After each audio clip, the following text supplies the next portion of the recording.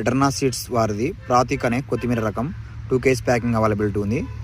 ఏ విధంగా ఉంది చూడండి, కూర చాలా బాగుంది. మన నిత్యం వాడే మన కాయగూర పంటల్లో మనం వాడుతూ ఉంటాము ఈ కొత్తిమీరని. సో ఇది వచ్చేసి మనకు 25 to 30 days crop. Actually 35 days అయింది. ఫార్మర్ కొంచెం రేట్ లేక అలానే వదిలేశాడు. ఇది గుణేండ్ల ప్రాంతంలో మనకు అధికంగా సాగు చేస్తుంటారు. కర్నూలు జిల్లాలో ఎమ్గనూరి సరౌండింగ్లో సాగు చేస్తుంటారు. అదేవిధంగా చూసుకుంటే ఇది చాలా షార్ట్ టైం పంట. అంటే పంట కాలం అనేది మనకు 25 to 30 days. అంటే మన అన్ని రకాల యొక్క మన కంది ఇలాంటి దాంట్లో కూడా మనం అంతర పంటకు సాగు చేసుకోవచ్చు. తద్వారా ఏమంటే మల్టిపుల్ పంటలు తీసుకోవచ్చు అట్ ఏ టైంలో.